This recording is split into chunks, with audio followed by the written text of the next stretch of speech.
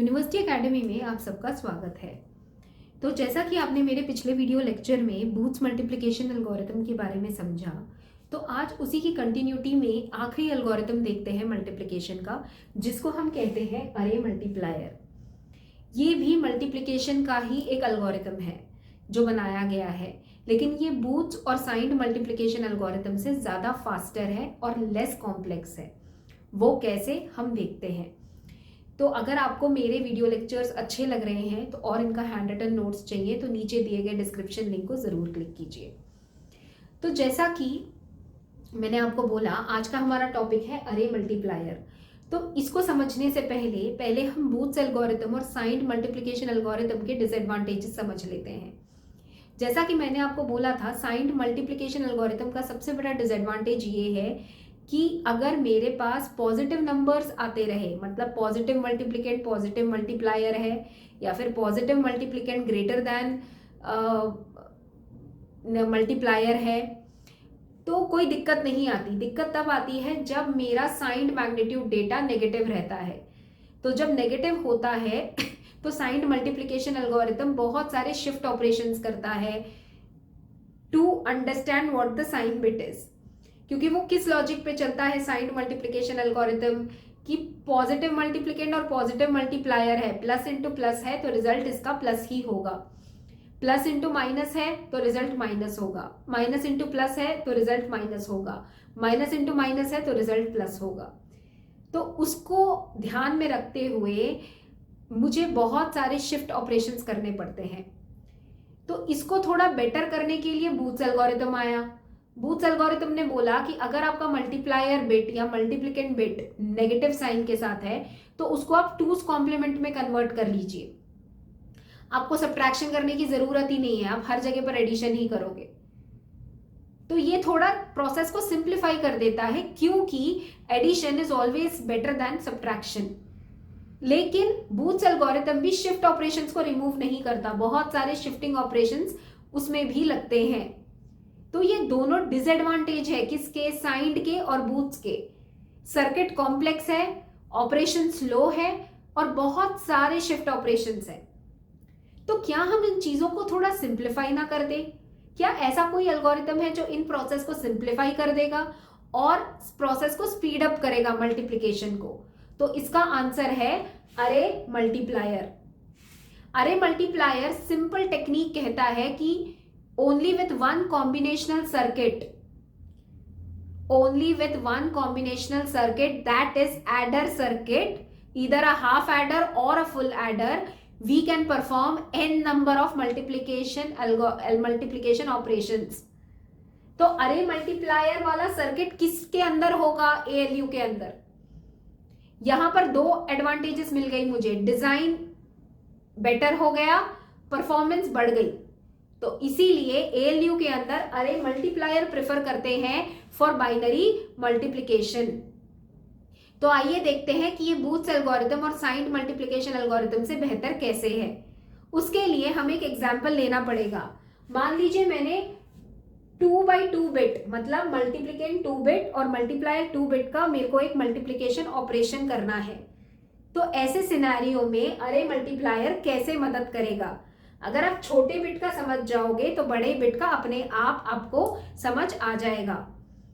तो अगर हम नॉर्मल मल्टीप्लिकेशन प्रोसेस देखते हैं, जैसे कि मान लीजिए मेरे पास A0 A1 मल्टीप्लिकेंट में है और B0 B1 मेरे पास मल्टीप्लायर में है।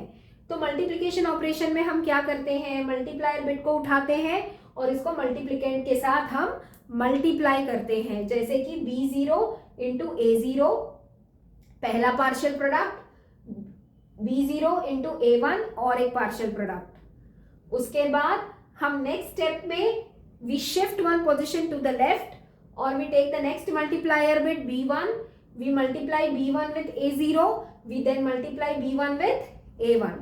ये हमारा दूसरा पार्शियल प्रोडक्ट है। उसके बाद हम क्या करते हैं, ऐड करते हैं पार्शियल प्रोडक्ट्स को। इसको ऐड करोगे तो C0 मिल जाएगा, इन दोनों को ऐड करोगे तो C1 आएगा, इसको ऐड करोगे तो C2 आएगा। ये आपका नॉर्मल मल्टीप्लिकेशन प्रोसेस है। तो अब हमारा अरे मल्टीप्लायर ये कह रहा है कि with only one combinational circuit that is adder we can perform everything. क्योंकि वो किस लॉजिक पे जाता है, वो इस लॉजिक पे जाता है कि एंड गेट हमेशा 1 into 1 1 देता है, बाकी किसी भी कॉम्बिनेशन में एंड गेट आपको हमेशा 0 देगा। वो इस लॉजिक को ध्यान में रखते हुए अब इस सर्किट को देखिए। तो मेरे लिए सर्किट में हर जगह पर सिर्फ एंड गेट्स हैं और एक कॉम्बिनेशनल सर्किट है हाफ एडर। आप पूछ सकते हैं कि मैम हाफ एडर क्यों, व्हाई नॉट फुल एडर? यहां पर क्योंकि आपका बिट बाय बिट बहुत कम बिट्स का है, तो that is the reason why we prefer half adders. ठीक है, तो अब देखिए जैसे कि मेरे इस मल्टीप्लिकेशन के पार्शियल प्रोडक्ट्स क्या हैं, a0 b0 a1 b0। तो जरा देखते हैं हमारे पास वो पार्शियल प्रोडक्ट्स कैसे आ रहे हैं। सबसे पहले मैंने एक इनपुट a0 का रखा है, एक इनपुट a1 का रखा है। मेरे जो मल्टीप्लायर बिट्स है वो यहां पर है। दो एंड गेट्स लिए हुए हैं मैंने, पहला एंड गेट और दूसरा एंड गेट a0 लेगा पहला इनपुट, दूसरा इनपुट यहां पर b0 लेगा और यहां पर b1 लेगा, क्योंकि मेरा पार्शियल प्रोडक्ट यही कहता है। उसके बाद नेक्स्ट स्टेप में a1 को मैं सेम फीड कर रही हूं, लेकिन यहां पर b0 ले रही हूं और यहां पर b1 ले रही हूं। तो उस केस में क्या हुआ, तो देखिए सबसे पहले a0 b0 आउटपुट क्या दे रहा है, c0, जो कि मुझे मिल चुका है यहां पर। अब उसके बाद नेक्स्ट स्टेप में मुझे क्या चाहिए, इन दोनों का कैरी चाहिए, मतलब a1 b0 and a0 b1। a0 b1 को मैंने हाफ एडर में डाल दिया, a1 b0 को भी मैंने हाफ एडर में डाल दिया। जब इन दोनों को मैंने हाफ एडर में डाला तो मुझे आया c1, और अगर इन दोनों को ऐड करने पर कोई कैरी मुझे मिल रही है तो वो कैरी आगे प्रोपोगेट हो रही है नेक्स्ट फुल हाफ एडर को। और इसके इनपुट्स है, एक है a1 b1 और दूसरा होगा ये कैरी जो आ रहा है, देखो यहाँ पर a1 b1 और यहाँ पर से दूसरा जो कैरी आ रहा है हाफ एडर का, और फाइनल रिजल्ट आ रहा है c2। अगर इन दोनों को ऐड करने के बाद कोई कैरी एक्स्ट्रा आ रही है तो वो c3 में जा रही है। तो पूरा का पूरा ऑपरेशन बिना शिफ्टिंग के भी हो रहा है। I am totally avoiding shifting operation here, जो कि आप अगर देखोगे साइंड मल्टीप्लिकेशन और बूथ्स एल्गोरिथम में हम हर जगह पर शिफ्ट राइट करते हैं। तो अरे मल्टीप्लायर कहता है कि 2 बिट का हो, 4 बिट का हो, 8 बिट का हो, आप हर बार only with the help of AND gates and with the help of half adders or full adders you can do the complete multiplication process in a much better way। तो ये है आपका अरे मल्टीप्लायर। अरे multiplier के circuit में सिर्फ and gets दिखेंगे या फिर एडर का सर्किट दिखेगा। दिस इज हाउ अरे multiplier performs good multiplication process at a very good speed. तो between all the multiplication algorithms that we have studied so far, array multiplier is by far the best। तो मेरे processor के अंदर जो ALU है और ALU के अंदर जो एरिथमेटिक सर्किट है, और अगर एरिथमेटिक सर्किट मल्टीप्लिकेशन ऑपरेशन करना चाहता है तो वो मल्टीप्लिकेशन ऑपरेशन अरे मल्टीप्लायर सर्किट से ही करेगा, क्योंकि एक इसका स्पीड बहुत अच्छा है, दूसरा इसका डिजाइन बहुत सिंपल है। मुझे एंड गेट्स ही लेने हैं। मान लीजिए मेरे पास 3x3 बिट का है, मतलब मेरे पास 3 बिट मल्टीप्लायर के है और 3 बिट मल्टीप्लिकेंट के है और 3 बिट मल्टीप्लायर के है। तो बट ऑब्वियस सी बात है मेरे एंड गेट्स बढ़ जाएंगे, लेकिन मेरे एंड गेट्स और फुल एडर पे ही मेरा सब कुछ चलेगा, मुझे अलग से शिफ्ट रजिस्टर्स नहीं चाहिए। तो मैं एक बहुत अहम सर्किट को मिनिमाइज कर रही हूं वहां पे। तो obviously this is much better than booths algorithm and signed multiplication algorithm. तो ये है आपका अरे मल्टीप्लायर वाला कॉन्सेप्ट। ये बहुत ही सिंपल कॉन्सेप्ट है।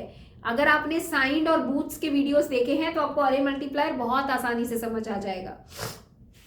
मैं यहाँ पर सर्किट डायग्राम दोबारा समझा देती हूँ आपको। ये 2 एंड गेट्स मैंने लिए हैं क्योंकि हर बार जो पार्शियल प्रोडक्ट आ रहा है that is nothing but the combination of an and gate. तो देखिए मेरे पास कितने पार्शियल प्रोडक्ट्स हैं, 4। तो जाहिर सी बात है 4 एंड गेट जरूर आएंगे। कॉम्बिनेशंस क्या होंगे, a0 b0, वो तो उसके इनपुट्स डिसाइड कर रहे हैं। तो कितने पार्शियल प्रोडक्ट्स है उतने एंड गेट्स आपको चाहिए होंगे, और जितने आपके एडिशंस होंगे उतने आपको फुल एडर्स या हाफ एडर्स चाहिए होते हैं। 2 बिट से ज्यादा अगर आपका मल्टीप्लिकेंड या मल्टीप्लायर है तो instead of half adder you have to use a full adder. तो ये उसका कॉन्सेप्ट है, इसीलिए मैंने यहाँ पर 2 एंड गेट यूज करे हैं और यहाँ पर 2 एंड गेट यूज करे हैं, और उनके इनपुट्स करस्पॉन्डिंगली देकर फाइनली उसको हाफ एडर में पास करा है। तो यहाँ से आपको C0 आएगा, यहाँ पर आपको C1 आएगा, यहाँ पर आपको C2 आएगा, और अगर इनको ऐड करने के बाद कोई एक्स्ट्रा कैरी आ रही है तो वो पुश आउट हो जाएगी इस हाफ एडर से। दिस इज हाउ अरे मल्टीप्लायर गेट्स परफॉर्म्ड। तो ये आपका पूरा का पूरा मल्टीप्लिकेशन एल्गोरिथम के सीरीज ऑफ वीडियोस रहे हैं। अब आगे चल के हम डिवीजन एल्गोरिथम भी जरूर देखेंगे, क्योंकि जब मैं ALU की बात करती हूँ जो प्रोसेसर का एक अहम एग्जीक्यूटेबल मॉड्यूल है, मुझे अंदर के सर्किट्स पता होने चाहिए कि कौन से डिवीजन करते हैं, कौन से मल्टीप्लिकेशन करते हैं, कौन से एडिशन करते हैं। उसके बाद ही मुझे ALU का इंपॉर्टेंस समझ आएगी। तो जैसा कि हमने अब मल्टीप्लिकेशन खत्म करा है, अब हम आगे डिवीजन एल्गोरिथम जरूर पढ़ेंगे। तो जुड़े रहिए मेरे साथ। डिवीजन एल्गोरिथम के बाद हम ये ALU वाले मॉड्यूल को फिनिश करेंगे, जो कि प्रोसेसर का सबसे पहला सब मॉड्यूल था। इसके बाद हम कंट्रोल यूनिट पर जाएंगे। अगर आपको मेरा वीडियो अच्छा लगे तो लाइक, शेयर और सब्सक्राइब जरूर कीजिए। धन्यवाद, जुड़े रहिए मेरे साथ।